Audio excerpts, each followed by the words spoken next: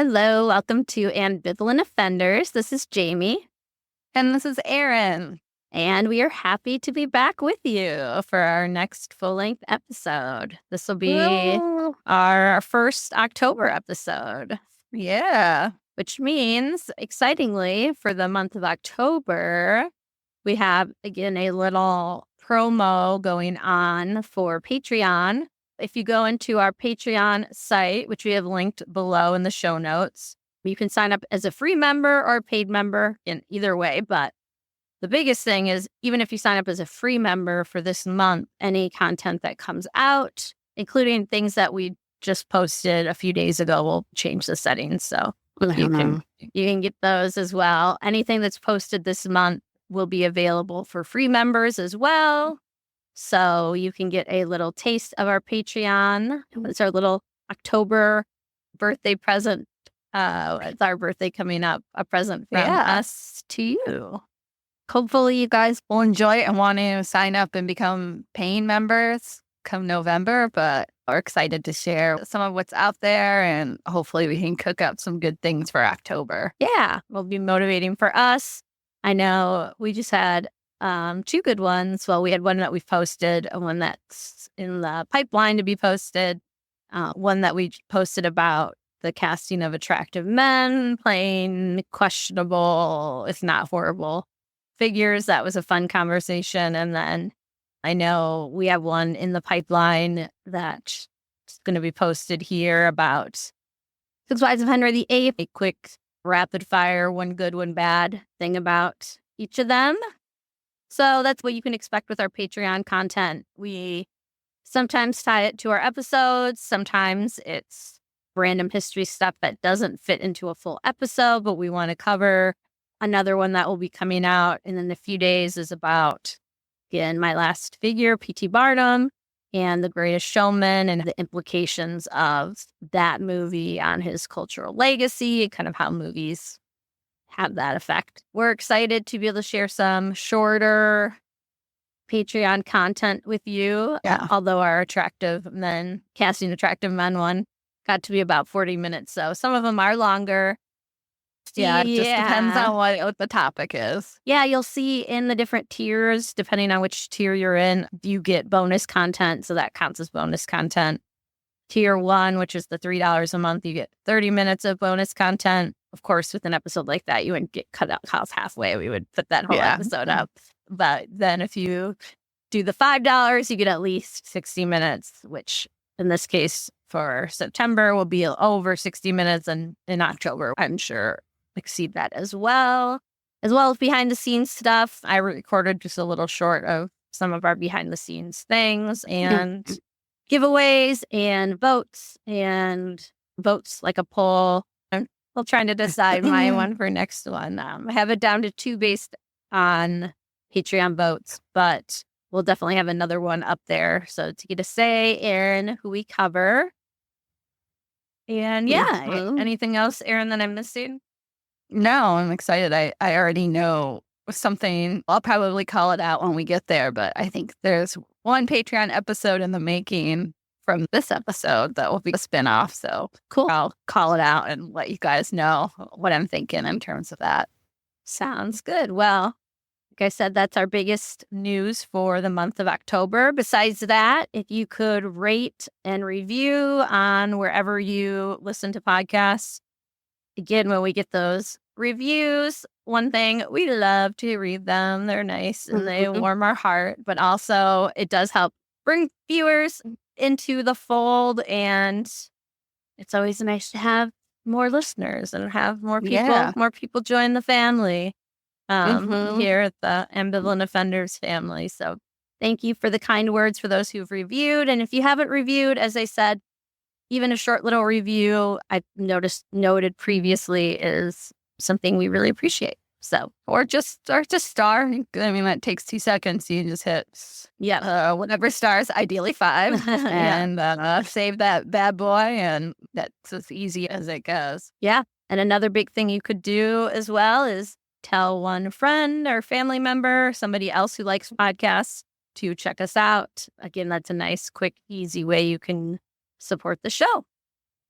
So, Aaron, it is your week, and we have a different time period we're diving into this week. Yeah. It's ancient Rome. We're going way back this week. How much do you know about Emperor Claudius? I'm going to guess not much, if that anything. Yeah, I think 0. Has he been portrayed in any popular culture? Yes, he's kind of a household name now because there was a book, I think it was written back in the 30s called I, Claudius, and there's a TV series adaptation in the 1970s of it. Okay. So you might know the name I, Claudius. Yeah, that sounded familiar. But besides that, ancient history is not my jam, so it will be a new thing for me. Yeah, that's what I was thinking. I still love Roman history, but a couple of years ago, I went through a whole Roman history phase where that's all I was taking, whether it was podcasts and reading. I know. So I still love it. So this was a long time coming. And Claudius was a recommendation by the wonderful, the handsome Matthew, my husband. So I was like, I'm assuming it's going to be Matthew. And you said handsome. I was like, really good. It better be Matthew. Like I said, Claudius has become more of a household name in the past century or so. I saw the miniseries from the 70s a while ago when I was in my Roman history kick, and I think I own the book, I, Claudius, but I haven't read it all. And so how is the miniseries? Is it cheesy? It's pretty... I mean, it's kind of 70s. There's a lot of like scene chewing, but it is still highly regarded. So I still think it's worth a watch. I'd be curious if they ever adapt it again, because the drama of it all, which we'll get into, we won't get into everything that it covers, but you'll see there's a lot of family drama. But in terms of Roman emperors, I think most will be familiar with the name Claudius, if not, who he actually is. And in terms of historical or popular perception, he's often seen as like a dope, a fool, essentially harmless as a person, controlled by the women of his life. Okay. I guess that's different than, I feel like a lot of times when we're talking about ancient men in Rome and Greece, they tend to be these powerful, power hungry. So that's different than I was expecting. Yeah, and this is contrasted with those men, and you'll see why that he was often discounted in his life. I think that a lot of that carries over into his afterlife. Okay. The idea is a very benign figure. He also has some physical disabilities and a speech impediment, which we'll talk about, which we don't know the extent of. I was about to say, I was curious because of sources. I'm sure it would be hard to know. Yeah, but we'll talk about what we do know. But I think that also provides, especially in our modern era, it earns him some sympathy, sometimes, though, bordering on kind of infantilization in a way. Oh, okay. At least I think. But I think if you look closer, Claudius is a much more complex figure. So buckle up. Yep, I'm ready. Let's get into it. And before I begin, in terms of sources, I read Barbara Levick's biography on Claudius. It's a great book, although it's less like a straightforward biography, more academic. It kind of goes into the themes of his life and reign. I also used a book that I read previously called Dynasty, The Rise and Fall of the House of Caesar by Tom Holland. And that one much more accessible for anyone who wants to hear all the juicy, lurid Roman history details. If some of the lurid stuff jumps out at you, I would definitely read that one. No judgment there. It covers Augustus through Nero, I believe. Since I know, like you, there's many people who aren't familiar with the Roman Empire at this time. So I'm going to put it into context. Put it into space and time. So we're in the imperial period when Claudius is born in 10 BC. The imperial period picks up after the assassination of Julius Caesar. Okay. So you do know Julius Caesar. I know that. Yeah. So it picks up right after. Oh, yeah. So Augustus, who's going to be the first emperor of Rome, he's Julius Caesar's great nephew. Okay.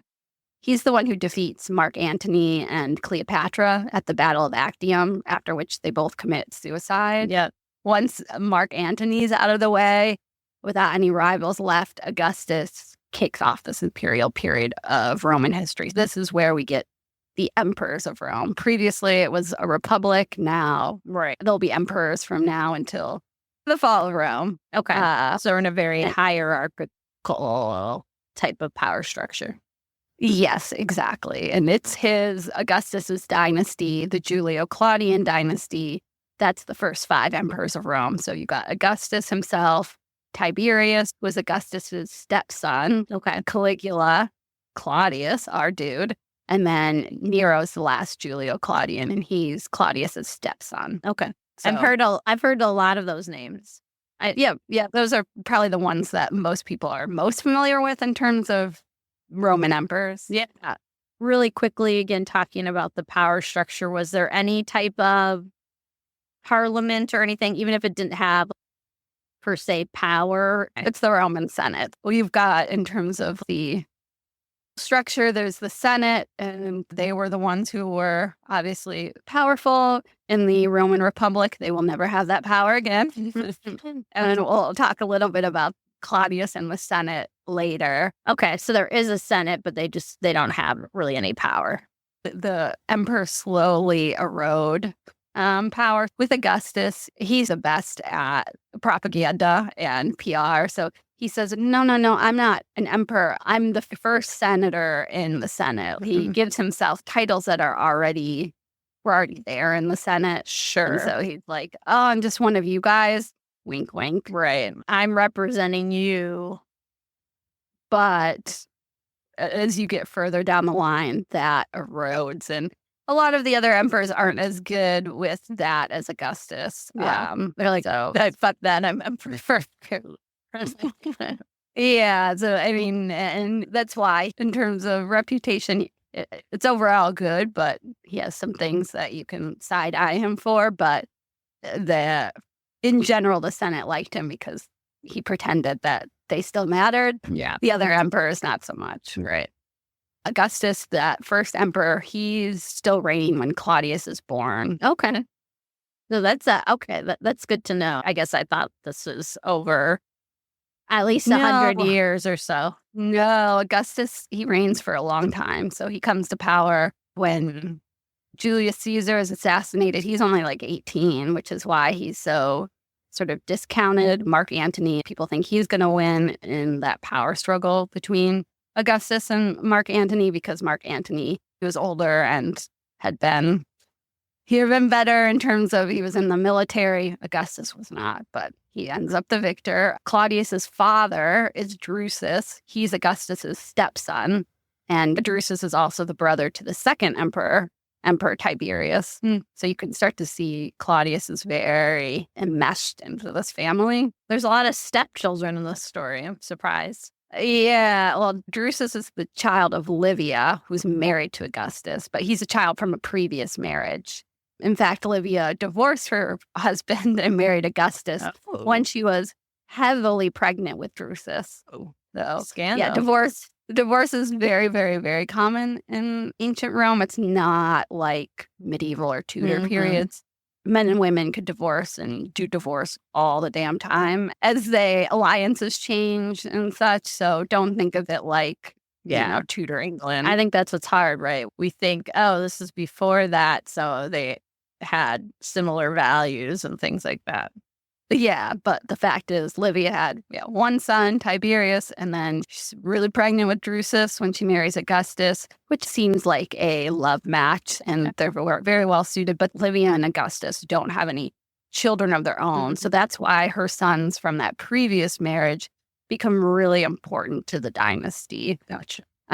Augustus does have one child, but it's a daughter, so he eventually will marry that daughter to Tiberius, his stepson. Again, they're all kind of get intermeshed. On Claudius's maternal side, his mother, Antonia, was named after her dad. Again, a man you probably know, Mark Antony, or Marcus Antonius, just a real Latin name. Antonia is the daughter of Mark Antony and Octavia, who is Augustus's sister. Okay. Mark Antony was married to Octavia when he met Cleopatra, and all hell broke loose. So she's the one who was married to his nice Roman wife before he divorced her and got with Cleopatra. Gotcha.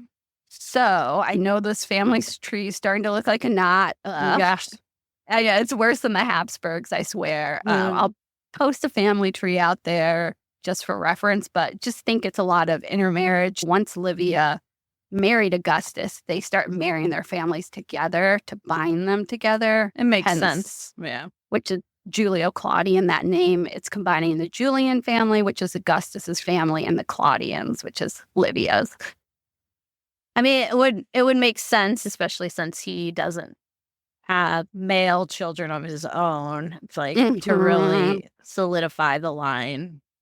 Which is why his daughter eventually gets married to Tiberius, who's technically her stepbrother, but the hope is that he has male grandchildren, which he does, but unfortunately, most of those die young, and we'll talk about some of those. But this is the family that Claudius is born into. So it's basically a royal family in all but name. They're the elitist of the elite. But in terms of personal advantages, Claudius does have a rough go of it compared to his siblings and other family members. Okay. So we'll talk about, again, the reason for that is Claudius was born with some sort of physical impairment, as well as what seems like a speech impediment. So long ago, we'll never be certain what it was, but there are some thoughts that it could be infantile paralysis. There's a lot of people who think cerebral palsy. Oh, yeah, that makes sense. Yeah, so whatever it was, and obviously the diagnosis itself isn't really important at this point, like 2,000 years later. Right. But the Romans had little patience or acceptance for any physical or mental differences. That's shocking because, even nowadays, disabilities can be stigmatized. Oh, 100%, yeah. Still, it can be shocking and understandably upsetting to read some Roman accounts about Claudius. So I will warn you up front because we'll kind of talk about some of the things that his own family says about him. And it can be pretty upsetting. So if you don't want to hear about how awful the Romans are, just feel free to skip 3-5 minutes. Do we have an idea of what physical?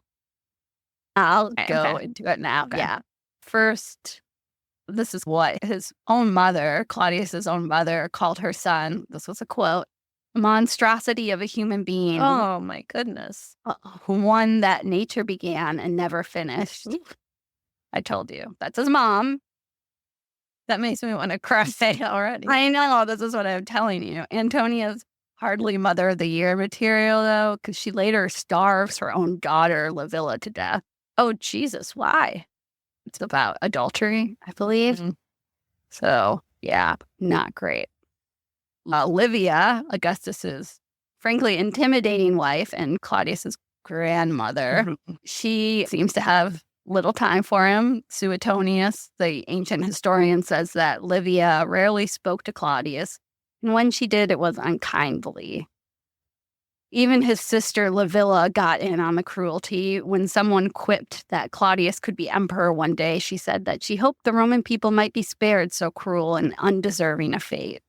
It was really hard to read that and hear that, so I'm sorry. Don't love saying that. It's hard, but like you said, not surprising for that time period. One of the podcasts, that was my gateway drug into Roman history, the Emperors of Rome podcast, and their episode on Claudius basically say it's lucky that he was born higher up, though, because just the way that the Romans were very pragmatic about it. If he was in the lower classes, they might have just set him out and had him be exposed to the elements because somebody can contribute in terms of manual labor. Yeah. Again, very hard to hear. That's unfortunately, I don't want to excuse the Romans, but that is Roman shit. Yeah. And that way, I'm surprised that he even was, quote unquote, qualified to be emperor, that they did. Well, okay. We won't say qualify. We'll say last man standing. How about that? I'm just surprised that they did try to come up with some new law or rule. Or do they? We'll get into it. In terms of what he had, we know that it seems like he had a limp on his right side, like with his right leg. They said he looked fine sitting up, but it was when he was standing that you could tell. That's what we get in terms of his physical disability. His voice, to quote the writer Seneca, so this is a quote, "The kind of voice a sea creature has, raucous and throaty." Oh, Yeah, and I'm like, very specific. sea creature voice. Like Sebastian from Little Mermaid. I don't think that's what he was talking about, but I could see it. Like, meow. Sometimes it said sometimes he'd laugh uncontrollably. And when he was angry, it was even more unpleasant. He snarled and slobbered and his nose ran. It's kind of what we get. We'll never be able to properly diagnose him, but we do know that there was some sort of physical impairment. And again, something in terms of with his speech. They said he did okay when he was sort of reading off stuff, but when he had to go off the cuff, that became a little bit harder. I think he might have had a stutter. Yeah, I was about to say that makes me think of a stutter potentially or something like that. I wonder if he was on the spectrum. I mean, not for the physical piece, but yeah. I mean, I think like the jury's open, and obviously people have debated about this for, centuries. Unless something new comes up, it would be really hard to just definitively say what he had. But the point is, he was seen as different, and he was treated as such. And it didn't help him that his older brother, Germanicus, was the golden boy of that generation. And so he's like, John of Gaunt. Yeah, I was going to say, is he like the Black Prince? Yeah, I was just about to say, it's Black Prince. Yeah, very similar vibes. Great warrior, handsome, charismatic, and more importantly, he died before he could do anything wrong. Germanicus and his wife, Agrippina the Elder, were both this very glamorous couple, but also beloved of the troops of which Germanicus led. And they were also the parents of a large brood of kids, including the future Emperor Caligula. It's a big contrast with Claudius. And like I said, Germanicus would die in AD 19 on campaign. There'd be rumors of poison, and a person was convicted of poisoning him. We don't whether know. or not that's true. Yeah. There's an open debate. So that is the contrast with Claudius. Going back to the beginning, unfortunately for Claudius and his family, his father Drusus died in 9 BC. So Claudius was very young. I think they say he was born in 10 BC. So he would have been about 1 year old. Claudius would not have known his father Drusus, and his mother never remarried. And it seems like this loss of her husband does seem to have hardened her in a way against Claudius. And while members of the Julio-Claudian family, including ones much younger than him, so like his own cousins, nephews, they're getting honors and public offices as befitted their status and their ancestry, this is where Claudius is very much left in the background. Okay. They're clearly ashamed of him, and we know they are because we have letters from the family debating about whether he could attend these big family events like the games, like gladiatorial games. They're worried what people would think. They think he's incapable, despite the fact that we'll find out that he is, in fact, a pretty smart man. But it's about public perception. Exactly. Again, disability is not seen in a positive light back then. So they're like, do we want him standing alongside us, family? Yeah. Oh, when he is, he's just off to the side. Yeah. Hoping nobody notices him. And by the time he reaches 18 years old, where you'd expect him to be doing something military, like most men of his rank, like his brother Germanicus, or like a office, a magistracy. Sure, we don't see that at all with Claudius. You really do feel for the guy. He should be doing a lot more. And like I said, he's really not front and center at these family events. They marry him off, or is he at this point just living at home? They do marry him off. We'll talk about his marriages later. He's married 4 times, but his early ones we won't really get into because they're not as important. But besides getting married, that's kind of all he's To quote that book by Barbara Levick about Claudius, Claudius was an insignificant appendage to the dynasty. Claudius was to be excluded from taking any part in public life, except when his peculiarities could be masked or controlled by friendly advisors. So yeah, it's kind of a sad start in an otherwise really privileged life. Yeah. So often kindness was found outside of the family. Much later, Claudius would support a man's son in his run for office because the man's father gave Claudius a drink of cold water when he was sick. No. By saying that, you can think in context that means that kind of generosity must have been so rare for him to remember that years later. Right. Something as simple as that. Small gesture. Mhm. Yeah. I was like, oh, that kind of breaks my heart. Oh, it does, for sure. Like I said, it's heartbreaking. And it also, though, in that way, it's in line with while the Romans were progressive in some of those ideas, like divorce, like you mentioned, this reminds me of medieval or Tudor, like, where it's like, oh, if they have a deformity or something like that, that it must mean there's some problem with that. That something's wrong. Again, they think he's stupid, which very much not, because we'll talk about like what Claudius does with his time. So if he's not in an office or in the military, what is he doing? He actually dives into history. A person who loves history as much as we do. Nice. Man after our own heart. He worked on 20 books about the Etruscans, who were these people before the Romans, and other histories of Rome. He was not dumb by any stretch, which is, again, sad that the family didn't use him in any roles because he obviously was capable. Yeah. So, yeah, he loved history. He wrote a lot of history. He was also interested in medicine in addition to history, likely a result of, whatever infirmities he had. We also know that he liked to drink and eat, sometimes to excess, which I'm sure ate up some of that time. Literally. Can't blame the man. Sometimes a little bit of excess on the drink or the food. They talk about he'd be the one who'd overdrink and fall asleep at the dinner table. But in some way, Claudius's irrelevancy saves him from the fate of many of his family members, male family members in particular. So things are going to get bloody. So if you guys are a little bit squeamish, you might not love. I mean, this is not the most violent, but still, just a heads up.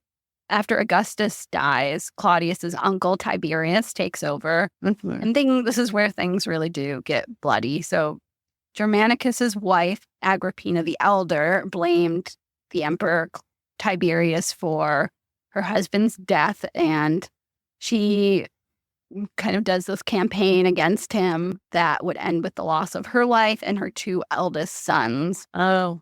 So this is Agrippina. So this would be, I know there's been a lot of names, but this is the wife of Claudius's brother, Germanicus, who has died at this point. Right. And Claudius's nephews, the two older sons of Germanicus. Okay. Or the three of them, the two sons and Agrippina the Elder, are murdered by their uncle, the Emperor Tiberius. It's like the grisly, almost fairy tale. And by fairy tale, I mean like German. Right, like Christian Andersen, like not a Disneyified. No. So this is a quote from Holland in his book on the Julian-Claudian dynasty that I talked about at the beginning. So, quote, to Tiberius, torn between a vengefulness grown more cruel and fearful with old age and an abiding instinct to procrastinate such a punishment, a living death had represented the perfect compromise. Drusus's end, so this is Drusus, he's named after Claudius's dad, so this is one of Claudius's nephews, though. Drusus's end was particularly terrible. Like his mother, who had lost an eye during the course of one beating, he had been in the charge of brutal soldiers and ex-slaves who did not hesitate to use the whip on the son of Germanicus at the slightest hint of disobedience. In the final week of his life, he was reduced to gnawing on the contents of his mattress.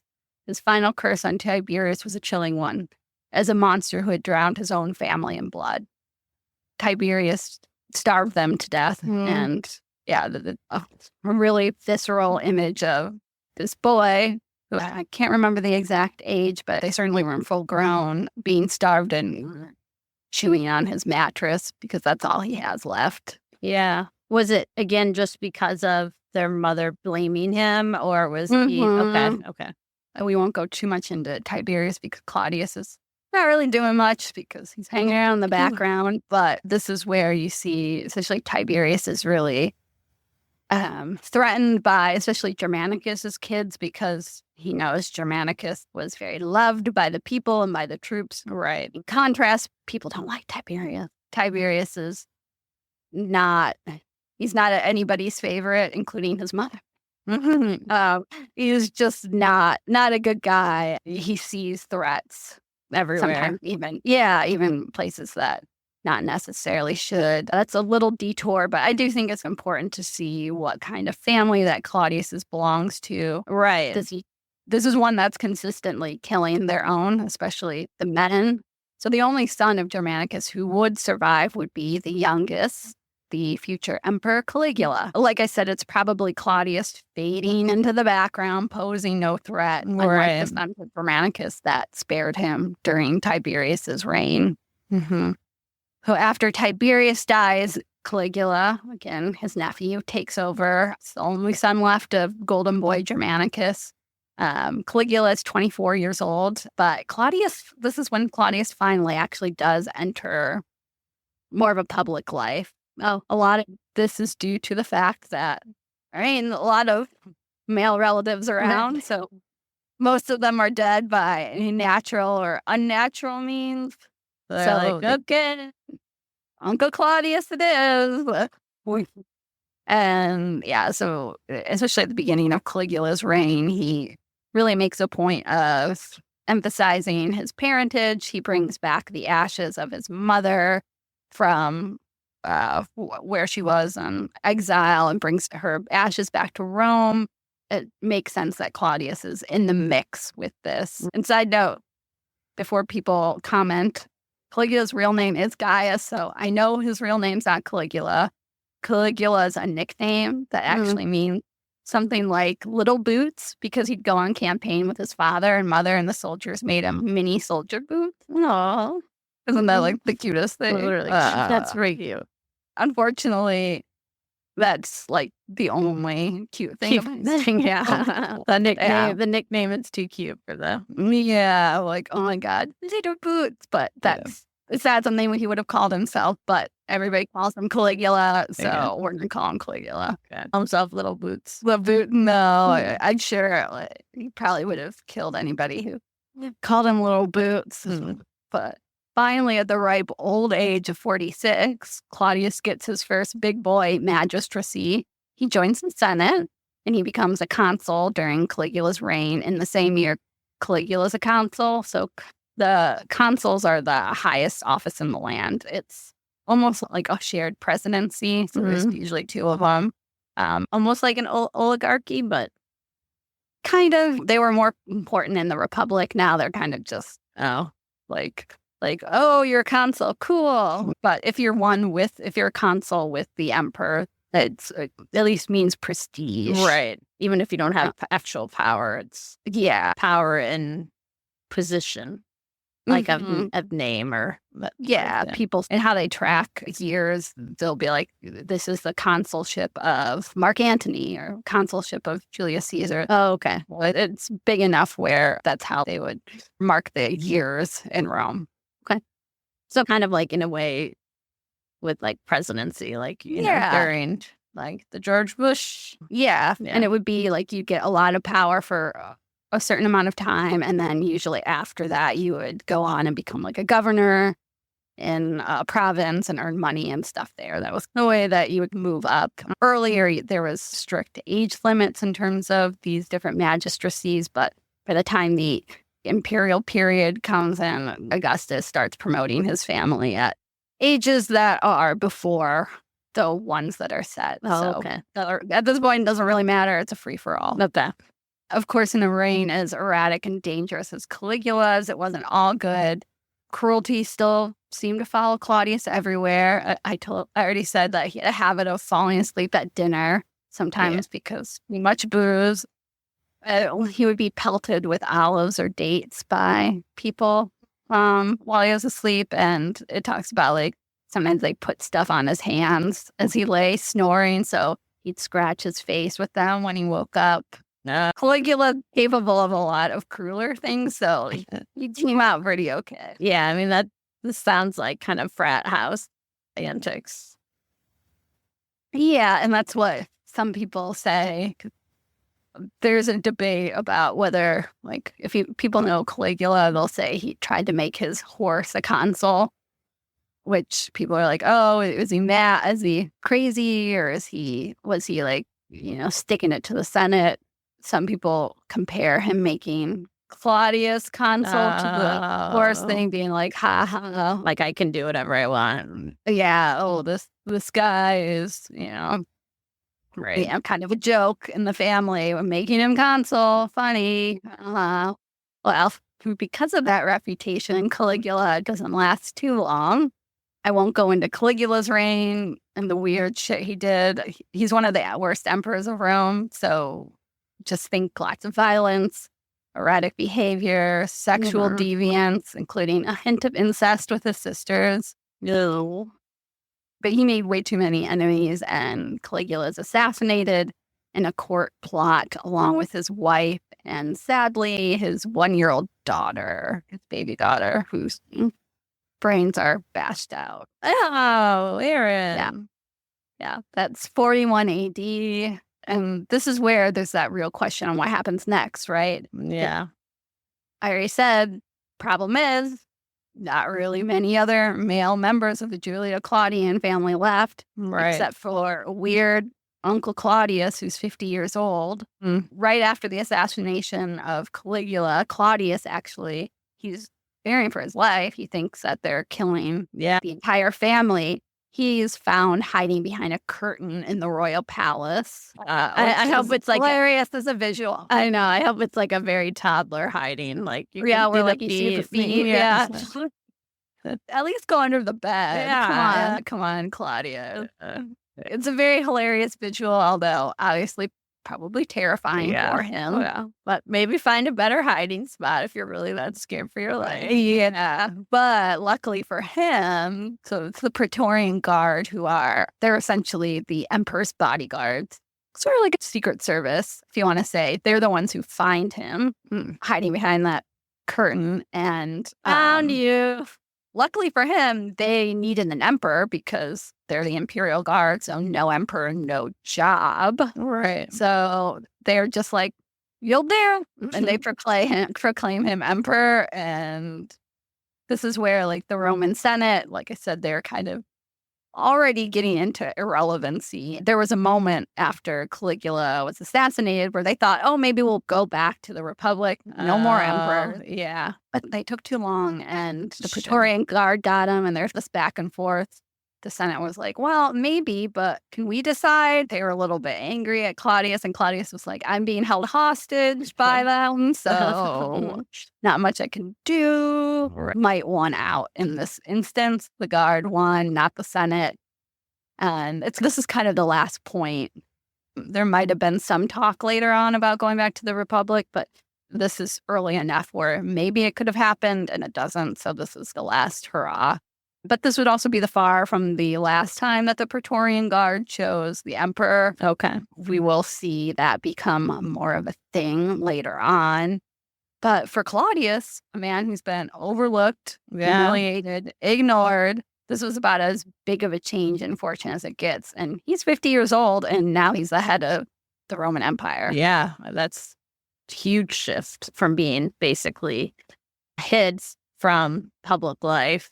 And then to now being the person. The the dude, the guy. Yeah. But just before we move on from Caligula's assassination, you might be asking, was Claudius involved in the death of his nephew? And after all, he benefited from it the most. Yeah. We're not sure, obviously. But I do think Barbara Levick and the book that I read puts forth some circumstantial evidence. I think we could conclude that he might at least have known about the plot, but didn't do anything to stop it. Sure. It seems like it was kind of an open secret. Kind of like it's inevitable. And he's like, yeah, what am I going to do? If anything, and then I get taken down with him. Exactly. And this is what happens when you alienate everybody around you, Caligula. Maybe you don't do that. Stop it, little boots. Only had lived up to his name. Like, should have been an adorable emperor, and instead he's a little deviant monster. But like I said, it's very plausible that Claudius was part of the conspiracy, or at least brought in at some point, even if he didn't originate it. Sure. Here's a quote from Levick. The picture is consistent, but so might a fiction be, hostile writers preferring to present him as a fool than as an assassin, which would have damaged the claims of his heir and successor, Nero. So you can also see that even if writers later on weren't so much of a fan of him, people are descended from him, and some other emperors also have associations with him, even if they're not blood relation. So it would be hard to present him as the assassin or involved with the assassins. Right. I mean, in already a time where there's that instability and things like that, you don't want to add fuel to the fire. I think what we see here is what happens with Claudius in general, though, because his contemporaries discounted him. It's likely they couldn't believe that he was more of a political animal that meets the eye. Yeah, I don't think this is just an issue with the assassination. I think it follows him on basically every issue. At least that's kind of how I see it. So now that Claudius is emperor, how did that go? It's a mixed bag. This is where, instead of going chronologically, I'm just going to cover some themes of his reign, some good, some bad, somewhere in between. Like I said right off the bat, I already talked a little bit about this, that Claudius was essentially chosen by the Praetorian Guard. And so he starts this trend that will become commonplace in imperial Rome, where the army picks their emperors. The Senate would be left out and again become a little bit irrelevant, which they love. Yeah, I was going to say, that sounds like something that would definitely win people over. That old men who think that they're very important would just love to be left out of the mix. Yeah. So now, so is it now? I don't want to say law, but like it becomes more commonplace. So it kind of creates officially, maybe not every single time. So if there's like an obvious successor, then it'll go to a son. But especially as we get later, where there might not be an obvious successor, it does create this sort of military dictatorship, military rule later on. Can you blame Claudius on it? Not really. Right. Although he does dole out a lot of money to the army for helping the boy out. So that's also found me in my hiding spot. So yeah, the hide and seek. They won hide and seek, so they get a lot of money. But this is not a great trend for the empire, because as we get later, when they're sort of battling emperors, it'll be like, well, I will give you more than he will. So this kind of, I don't want to say this is where the rot sets in, because there's still a lot. We're at the very beginning part of like imperial Rome. But sets a precedent. It seems like it sets a precedent. Yeah, it does not help later on when emperors will go bankrupt trying to one-up the last emperor's gifts to the army. And a lot of times so that that army won't kill them and replace them with somebody else. Makes sense, yeah. And then speaking of the Senate, again, they were always going to look at Claudius a little bit suspiciously, since they didn't get to pick him. Sure. I'm going to try to put this in context, because it's going to sound like a lot of people that he kills. The historian Suetonius states that Claudius killed at least 35 senators. Not a great number. No. It does speak to him being more bloodthirsty than he's often given credit for, because that's on par with like his uncle, the Emperor Tiberius, who we just talked about, has a much, much worse reputation than Claudius. That's not to say that there weren't real threats like and plots against his life, but again, at the top of the episode, I still think this was part like due to his disabilities that he sometimes gets the benefit of the doubt and is excused for more unsavory parts of his reign that's blamed on, we'll talk later, things are blamed on like his freedmen or his wives. Yeah. But basically being like, it wasn't him, these other people, Yeah. And then that's not the only number. There's 321 knights. So these are like the lower order than the Senate. This is the second tier of the social status. Okay. Like social class, the equestrians. So like the Senate, it's all based on money and property. So if you have buku bucks, you're a senator. If you're equestrian, you're still hugely wealthy. Like and we will eventually get emperors from that equestrian rank. And Claudius had been a member of the equestrians before he joined the Senate. Okay. So he did have a good relationship with men of that order. They really loved him. So to see him turn against 321 of them is kind of shocking. Obviously, he's not very well loved by them. No. Is this all because he feels threatened, or are these real? Is it, I guess, more of a paranoia reaction, or is it like a legitimate? Do we know? I think we don't know. Like these are numbers that are given by the ancient historians, so they don't go into depth. But we do know some of the plots, which we'll talk about, like one or two here in a bit. But I think it's a combination. There is some paranoia, but there also are some real plots against him, like as with any emperor. So I don't want to say that none of these were necessarily justified. Right. But again, the numbers are similar to some of the men who are deemed, quote unquote, the worst emperors. Right. Like monsters and things. I mean, yeah, the numbers are shocking in themselves. So yeah, especially like 35 senators. These, again, senators are the highest ranks. That would be not unlike, killing 35 senators in our Senate. And yeah, I do think that is something that we need to mention. Another big part of Claudius's reign was the invasion of Britain, which is good unless you're native Britain, then bad. The invasion took place in 43 AD, and Claudius even joined the invasion himself, which, remember, he never involved in the military before this. Yeah. This is not the first time that the Romans had been to Britain. Yeah. Julius Caesar had some smaller scale invasions of Britain back in the day, and the tribes of Britain did have relationships with the empire before Claudius's invasion. So don't think of Britain as completely isolated. But this campaign in 43 was a larger effort to bring the island into the empire, which it does. Obviously, it's not like a 1 year or even like a couple year thing. It takes a while, but that's where obviously we'll know that Roman Britain stays until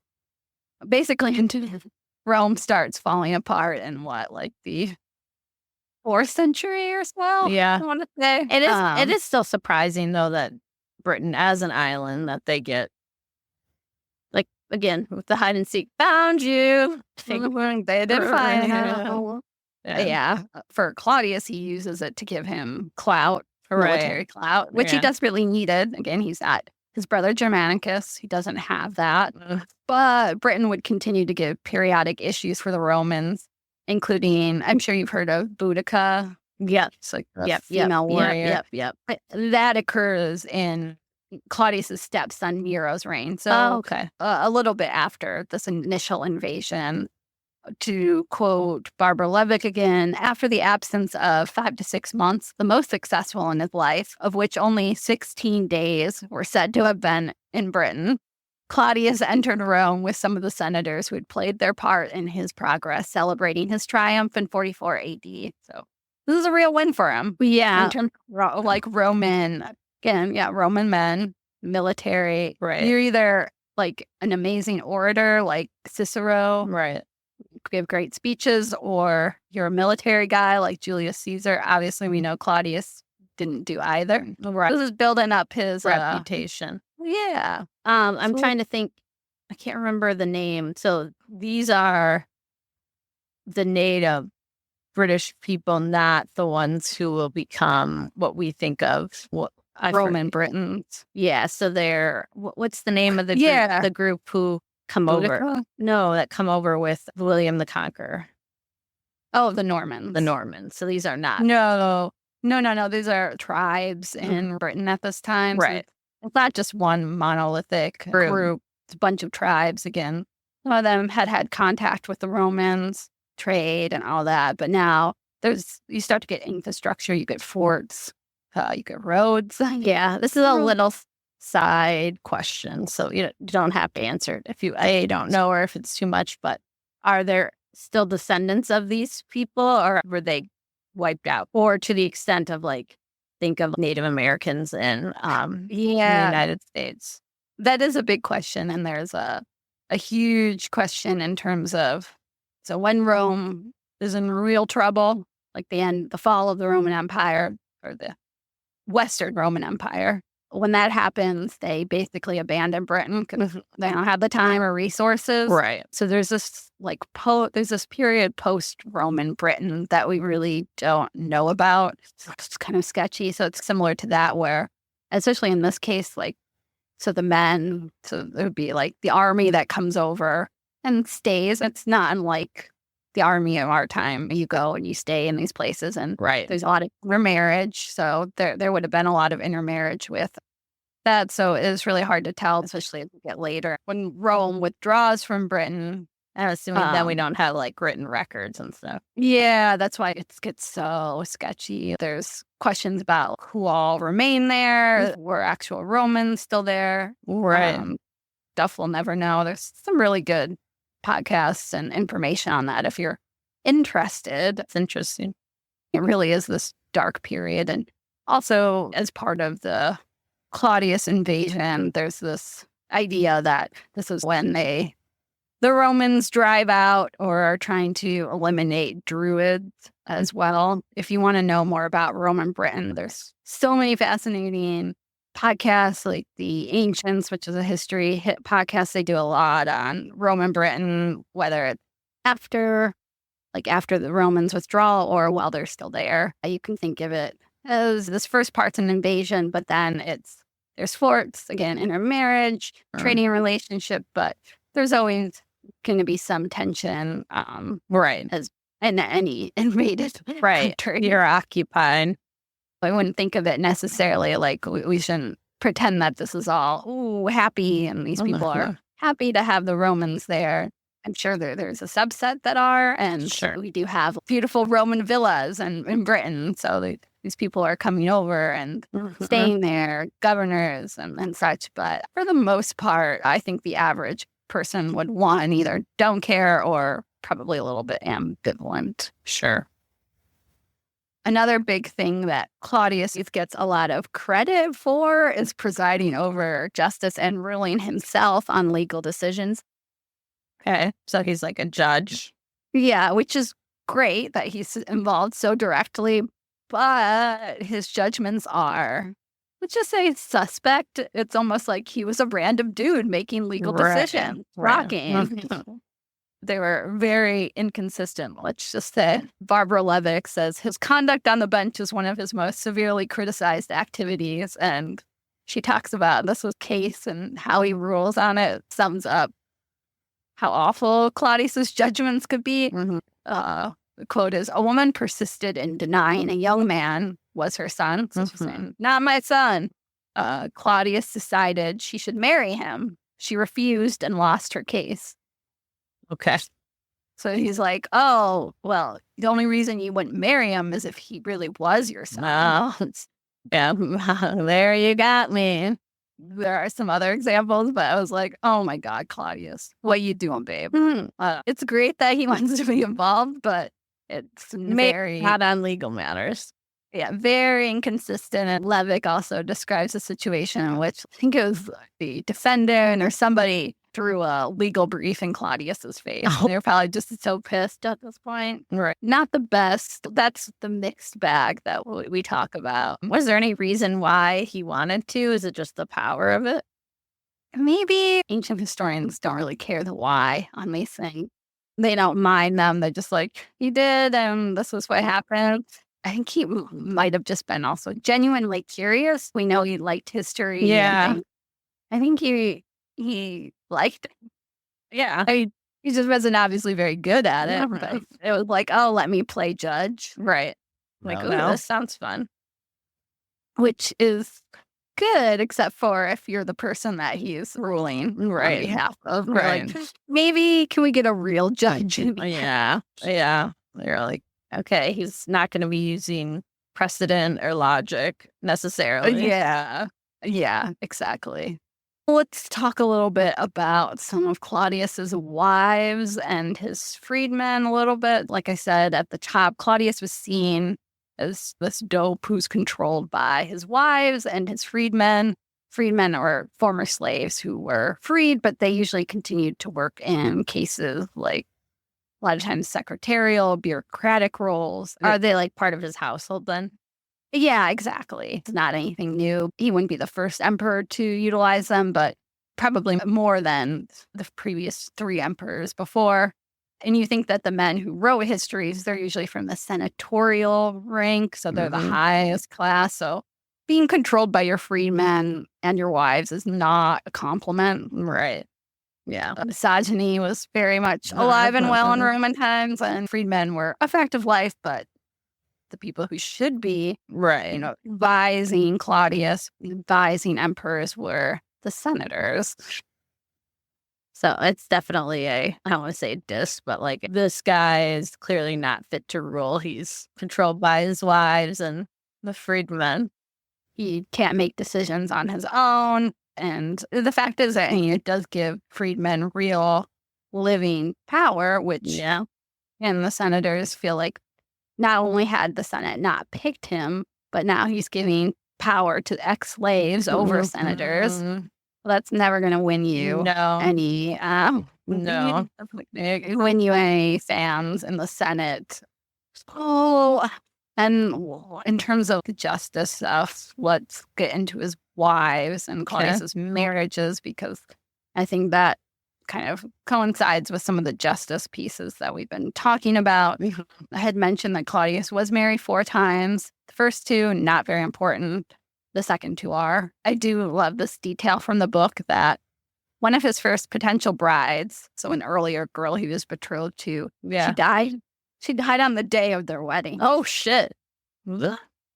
I'm like, talk about a wedding day spoiler. And I know it's fundamentally sad that a young girl died on her wedding day, but I think I too might drop dead if I was getting married into the Julio-Claudian family. They're like, we have a problem. The bride's dead. Maybe it was actually a better, not that early death. I'm not trying to be mean, but maybe it was a better fate for her. It might be a better fate, especially once you hear about some of the other ones. And women in the Julio-Claudian family. We've already talked about Agrippina the Elder getting starved to death. Some of these other ones, we'll talk about his other wives that don't fare as well. Claudius's first actual marriage occurs around the time that he's in his late teens, probably around 18 or so. He would divorce her for adultery, which unfortunately would be a theme overall for his marriages. Okay. The first wife we'll talk about in depth is Messalina. She's much younger than Claudius. She was probably still a teenager when they married in around 39 AD. So shocking. An older ruler marrying a young teen. Yeah, he would have been at least twice her age. Pretty typical of Roman marriages. Too. But Messalina comes of age during Caligula's reign. Very dangerous time to be involved in the imperial court. And she seems to have learned her lessons well during Caligula's reign, as she uses state-sanctioned violence to eliminate threats to her and Claudius by extension. So this is where, as a woman, she gets a lot of the blame. Yeah. And Messalina's reputation is very, very, very bad. So it's hard to untangle fact from fiction here. You'll hear why in a bit. But she eventually goes through damnatio memoriae. And I probably mispronounced that. I don't take Latin, but that means her legacy is quite literally scratched out. So after she dies, they basically remove traces of any mentions of her.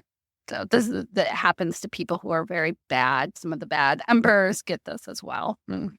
The ancient historians make it seem like Messalina was involved in countless catfights with other imperial women, like Julia Livilla, who's Claudius's niece. The niece gets exiled for adultery with the philosopher Seneca.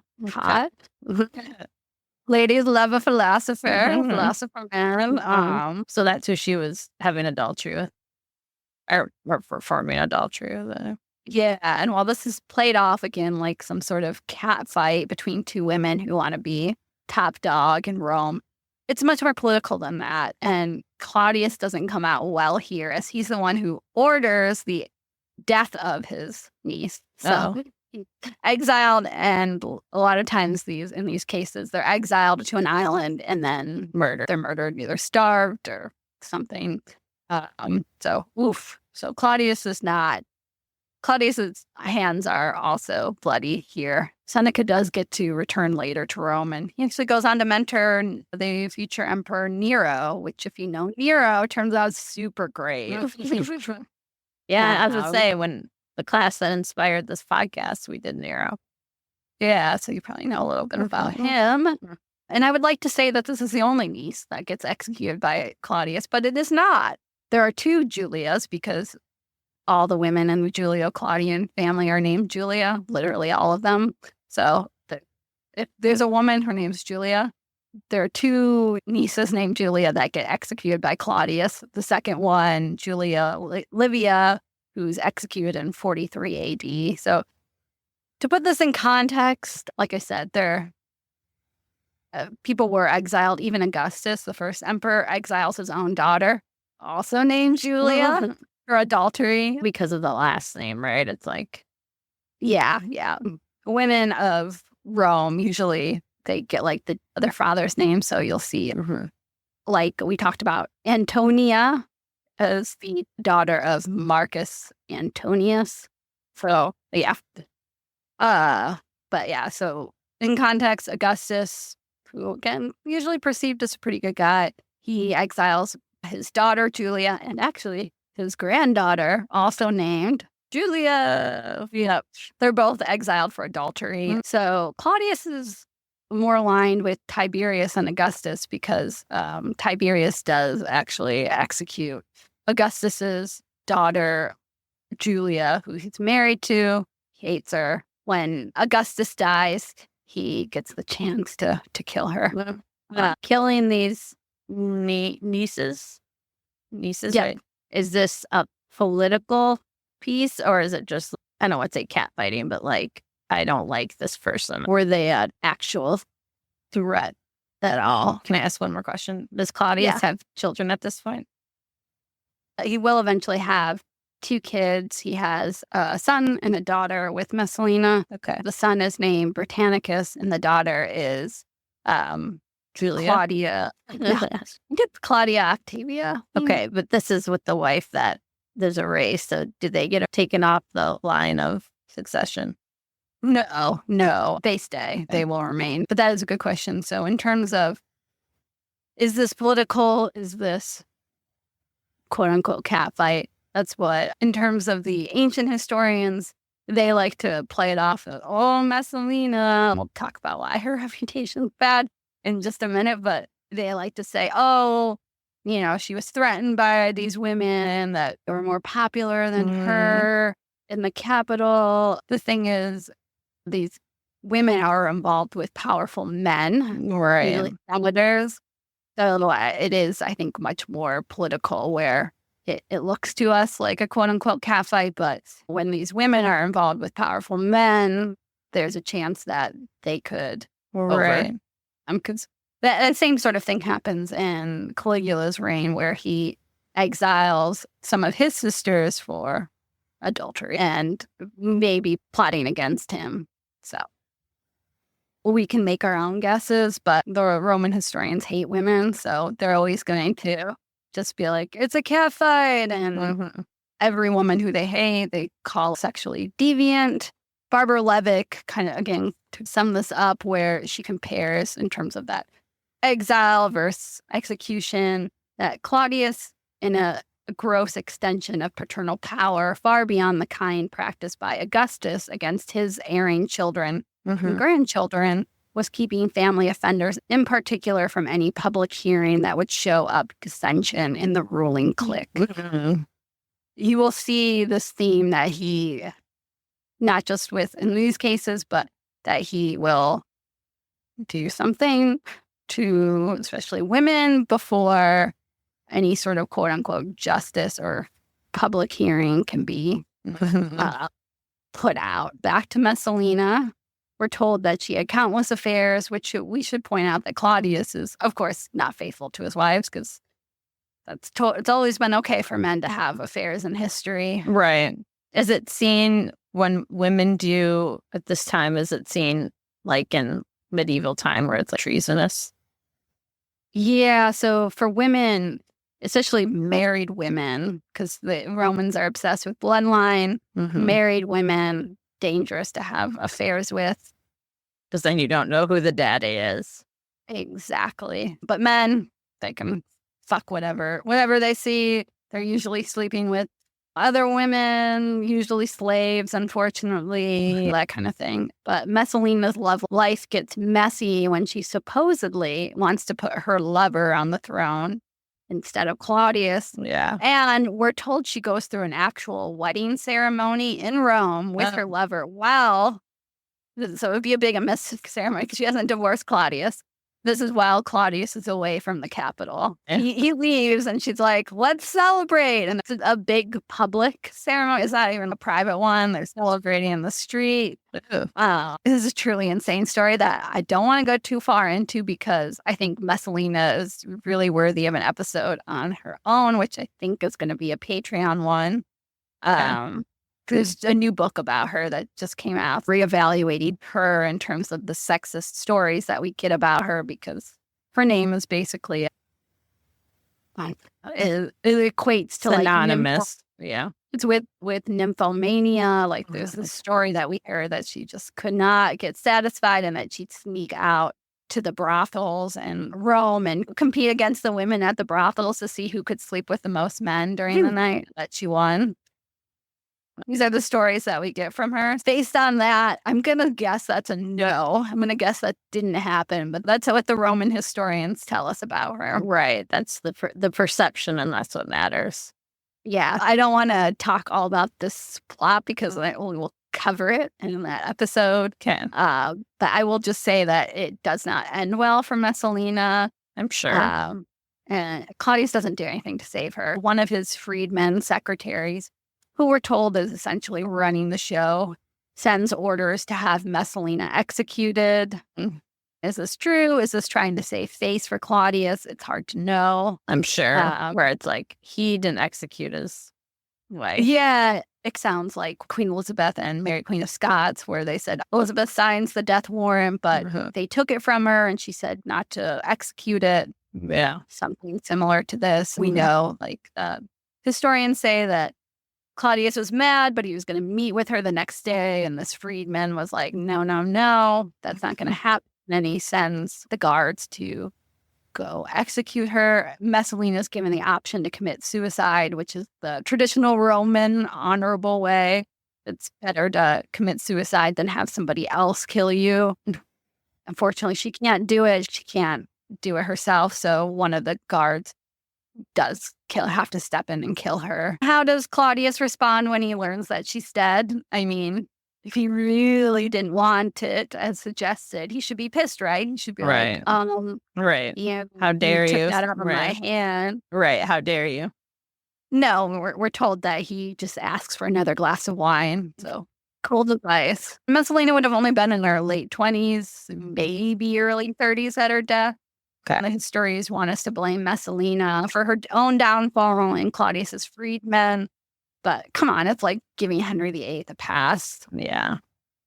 Seneca, that philosopher, who he'd later write about Claudius scathingly, which Understandably. yeah, but I had to pull this quote from a piece that he wrote about him, which I think sums up why we need to look down on dear Uncle Claudius. The quote is, "Why did you convict many of these men and women whom you killed before you could examine the case, before you could hear the evidence?" Right. If you're so into your little justice, yeah. Want to play, if you want to play judge.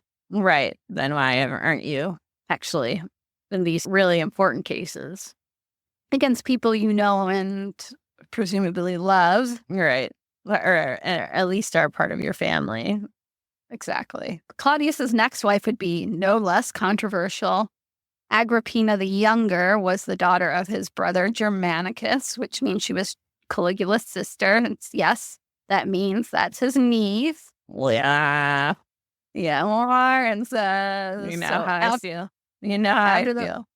Well, after the mess with Messalina, Claudius had declared that he's never going to marry again. Who does this sound like? Sounds like Mr. Henry. Henry VIII and Claudius, they would have loved to talk the wife drama between them. Yeah. So much drama. And like Henry, Claudius did, in fact, remarry, and relatively quickly. So the story goes that because Agrippina the Younger was Claudius's niece, that she was able to gain access to him in ways a normal, upstanding, chaste Roman woman would not. So she'd be able to sit on his lap. Gross. No, among other don't things. like that. Do not like. No. She had actually gone through like her own issues during Caligula's reign. She was exiled, Oregon, possibly plotting. So she's exiled by her brother, and Claudius is the one who welcomes her back. And she's also hugely popular with the public. Oh, really? Her and her son, Nero, because again, she's Germanicus's daughter. We know that they love Germanicus. It must be said that niece and uncle marriages were not something the Romans were cool with. They weren't the Habsburgs. Or in House of Dragon. Oh, yeah, exactly. So this isn't, I don't want you to think that, like, in terms of this kind of incest, that the Romans were actually really, like many, grossed out about incest, which is why, like, anytime anybody's bad, they usually throw in, and they were incestuous with their brother. Like another claim to make it even worse. Yeah. They always throw it in about women, too, if they don't like. So Claudius actually has to pass a law in order for him to marry Agrippina. Okay, I can imagine the other senators being like, we're cool. We don't need to marry our nieces, but thanks for doing that. Appreciate the law. She was like trying to get other senators to marry their nieces. Like, yeah, like, let's make this more common. And they were like, no, dude, hard pass. Yeah, we're okay. Thank you, though. As I mentioned already, that Agrippina had a son by a previous marriage, the boy that we would know as future Emperor Nero. Yes. So, yeah, most people know that. Nero playing the fiddle while Rome burned. Yeah. Yep. So he's still relatively young. I think like around 9, 10-ish, I want to say. Still a boy at this point that when Claudius marries Agrippina. But from the point that Claudius marries Agrippina, you see his real son, Britannicus, getting sidelined in favor of Nero, which does not bode well for the young heir. The implication is that Agrippina's pulling the strings, not Claudius. Yeah, and that she's trying to get her son on the throne into power. Yeah. Yes. But yeah, so people love to blame Agrippina with what happens next, but you can't excuse Claudius for allowing what happens to Britannicus. So again, ancient historians love to blame a woman, but come on, Claudius is a whole ass man. Right, and that's your son. Yeah, so while at a dinner party, Romans love their dinner parties, Britannicus keels over dead. He's not even 14 years old at this point, which is 14 would have been sort of when boys don the toga of manhood and become like sort of adult. So this is like right at the cusp of him becoming an adult. And Agrippina, his stepmom, is seen as the villain here, poisoning her stepson. Yeah. So that her son's the only one left as heir. Right. Again, we get really bad. Agrippina has a pretty bad reputation by the historians. Is that really what happened? We don't know. But even if you want to say that, again, letting Claudius off the hook here, they kind of just take him out of the scenario and say, it's Agrippina's fault. She murdered his son, which leaves just Nero. And now we're getting to the end of Dear Uncle Claudius. The ancient historians blamed Agrippina again for Claudius's death, saying she poisoned him with poisoned mushrooms. Okay. Nero is supposed to have said that mushrooms were the food of the gods, since it was by the means of a mushroom that Claudius became a god. I guess that vindicates any mushroom out there. Yeah. We won't ever know the truth. Who knows? Maybe she poisoned him. It could have been a natural death. He died on October 13th, 54, so after our birthday. Yeah. He would have been around 63 years old, which is a good age for ancient world. Yeah. So who knows? Maybe poison, maybe not. Well, and especially if he had like cerebral palsy or something like that, that would be a long life without any modern intervention. Yeah. And like I said, Agrippina would go on to have a bad reputation. So any person who died was usually linked to her. So anybody in her vicinity, they're like, oh, Agrippina did it. Yeah. No, but Claudius is dead and his stepson Nero takes power. And that does not go well, and he becomes the last Julio Claudian. Just to kind of wrap this up before we talk about judgment, Claudius's reputation in his aftermath is also not great. So we talked a little bit about Seneca, who I quoted. Again, he had been exiled by Claudius. Right. So he's not exactly an unbiased source. Biased. He writes a blistering play about Claudius, which is called, like, this is a translation, obviously. It's called the it's really hard. Pumpification of the divine Claudius. So it's basically like the like him. I can't do it. It's like him turning into a pumpkin. Oh, okay. So it's basically poking fun at the idea of the deification of Claudius at this time, where it will become more commonplace later. But like when Augustus dies, he becomes deified, so you become a god. So this is like making fun of it. It's not the deification, it's the pumpification of the divine Claudius. And as it sounds in the title, it does not present the most flattering portrait of Claudius. It's pretty nasty. It plays into his physical differences and issues with speech. They talk about how he meets the gods after he dies. They think he's a monster and they can't understand him. So it's not great. It really emphasizes the idea of Claudius as a fool. And then instead of becoming a god, he gets pulled down to Hades. Yeah. And obviously I don't like the parts of with the differences, like not being able to understand him. But I mean, understandable that Seneca would not be like, he's got reason. He's got reason. Seneca easily could have been murdered. He's really only recalled from exile because Agrippina wants him to be a tutor to Nero. So kind of how he saved in the years after. Claudius really does become kind of a forgotten emperor because he's stuck between those two bad emperors, Caligula and Nero. We love a baddie. We love a baddie.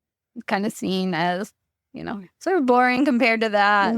Perhaps better than you'd expect him to be, but he's nothing to write home about. Right. But speaking of writing, the 20th century brought Claudius into the spotlight. This is where we get Robert Graves' novel I, Claudius, which brings further attention to him. And it's like, you're going to make fun of me, but this is an actual comparison.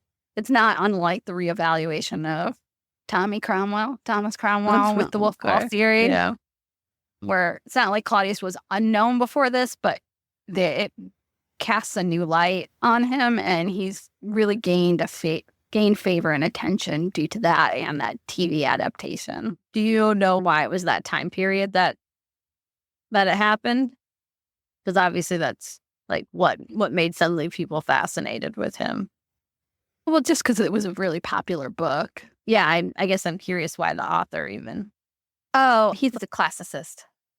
I mean, he's done translations. The book was chosen in 2005 as Time's 100 best English language novels from 1923 to present. Oh, wow. And in terms of its portrayal, it is pretty positive. It leads into that kind of Claudius is a little bit of a fool, reputation kind of being underestimated, which lets him to slide by as his family crumbles around him. And then ultimately proving everybody wrong by ruling decently despite really low expectations. So now we've got to a judgment piece. So you get to go first. This one's a little bit tricky because do I think he's the worst emperor? Absolutely not. Right. But I'm also not going to build statues to him. I've kind of been calling him Dear Uncle Claudius, but that's how people refer to him. But I wouldn't want him to be my uncle, considering he killed two of his nieces, married wives. I would probably do like 60-40. Like good, I guess. I do think there are things to compliment him on. Again, like being so discounted and ruling relatively decently. Again, I didn't even get to talk about, like I left out some of he does a lot of building projects, aqueduct, those kinds of things. Some good building projects in Rome. It's just hard because I do think he does get the benefit of the doubt a lot of the time, but you can see I've been trying to emphasize places where I think his wives get the blame or his freedmen get the blame, where I like, no, he's there. And I think other historical figures who would do the things that he did don't get off so easy. Right. Yeah, it is.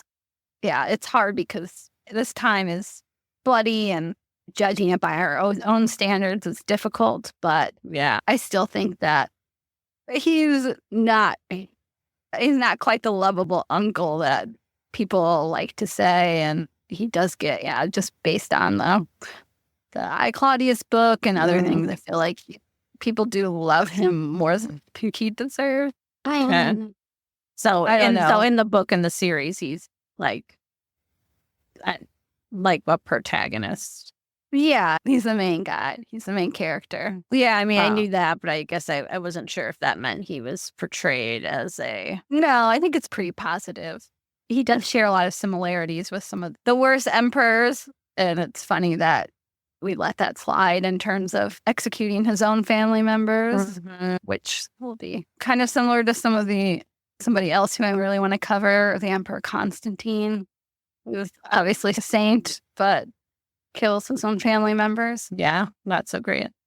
Is he the worst of the worst in that era? No, but I do think I've highlighted enough that makes you take a second look at him. And again, we view him as more of a political animal than they like to say, or at least that the perception is usually given.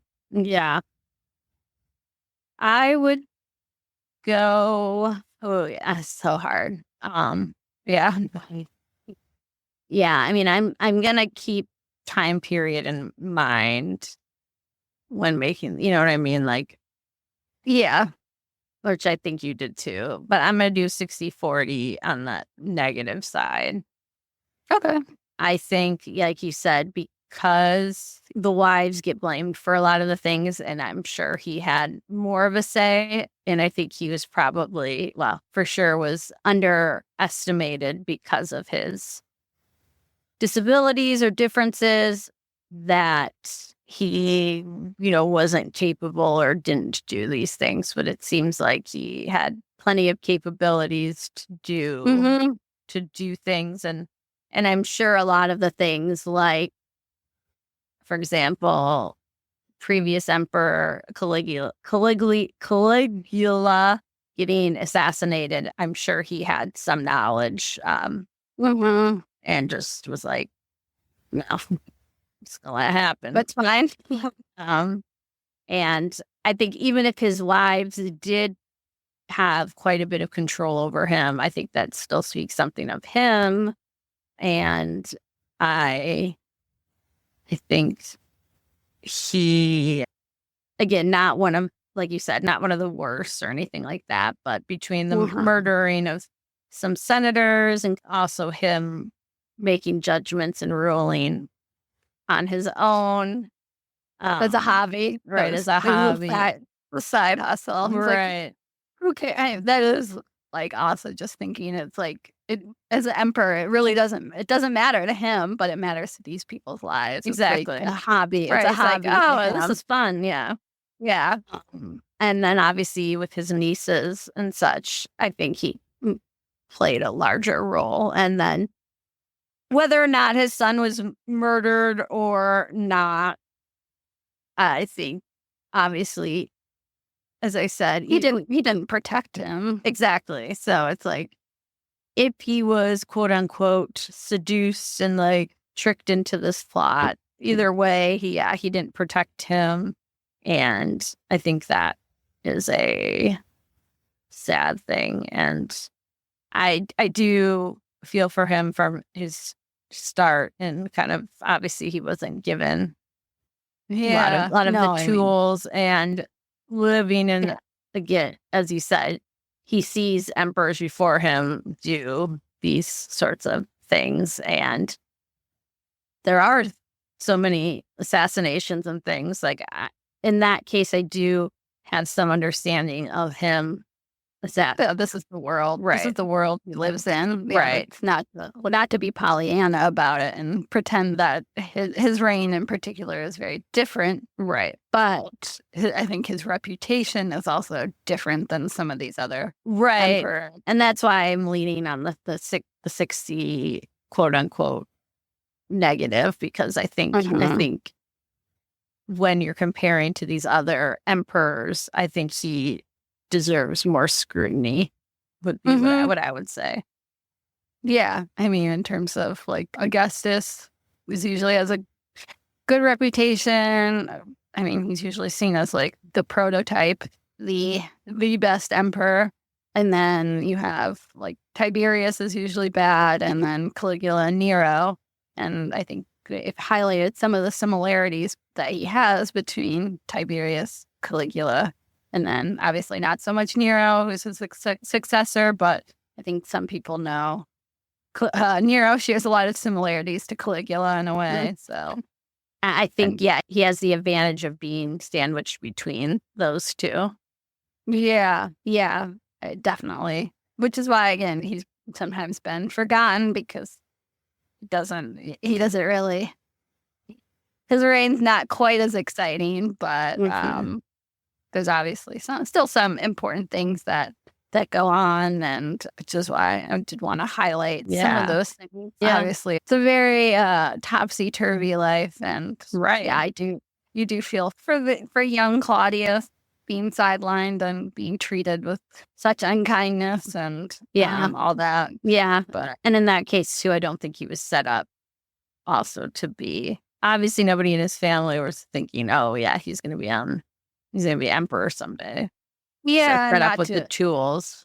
Yeah, not to like psychoanalyze somebody from 2,000 years ago, but if you're not shown kindness during your early life, it's also hard to give kindness back. So I wouldn't blame him if by the time he gets to 50, he's not the nicest person. It has a little bit of an edge. I mean, we know what trauma does to young children, and and we going to harden you.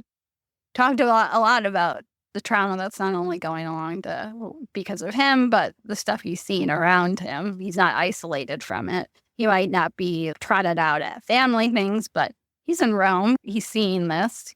He knows what's happening to his family around him. Right. 100%. Great. Well, thank you, Erin. Like I said, I'm very unknowledgeable about Roman history, minus a few things that pop up. Like again, Nero, I have a little bit of background on, but I didn't know anything about Claudius, and that definitely helped fill in some gaps. Yeah, and like I said, if you do want to hear more about the first couple emperors of Rome, I would really recommend that Dynasty, The Rise and Fall of the House of Caesar, because that will cover all of the Claudius's reign, but Augustus's and Tiberius and Caligula's and Nero. So all of the juicy, juicy details. Perfect. Well, as we're wrapping up here, just a reminder that starting October 1st, which is probably when this episode will be posted, we will be opening up for free members on our Patreon some of our shorts. So as I said, you need to, in order to access those, you do need to join as a free member. So there won't be any charges or anything like that. You can just join as a free member, or you can also do the 7-day free trial if you want to see and help promote the podcast with some support to help us keep the lights on. And if not, or you're just going to take advantage of October and then maybe switch over to a paid one once you kind of see what is available on Patreon, that would be great as well. So you'll see some mini episodes. We'll probably unlock a few other things too. We have some like book reviews. So some of the books that we've mentioned. And like I said, some of those shorts. And you'll be seeing quite a few more short content pop up as well. Also, I'm finalizing my choice by the end of the day on October 1st. Right now, it's between NASA and John Lennon. So if you want to have a say, definitely join right away. Again, it's going to be unlocked for free members. So please join that. And so I can get started on my research on whoever is voted as the one for this next week. As I said at the beginning of the hour, if you could rate or review, as Aaron said, it's simple as doing hopefully a 5-star. Or you can write us a review. Those are always enjoyable to read. You were at the brunch, so it cracks me up. Love that because it's so, I feel like, indicative of what we hope to bring here. And yeah, we'll be back with our next full-length episode next week, which will be, again, either NASA or John Lennon, depending on the vote. And then we will be seeing, hopefully, you on our Patreon with some of those mini episodes, as well as polls, giveaways, and so on. Yeah, that's all we have here tonight. Thank you all. And this has been Ambivalent Offenders. Bye, guys.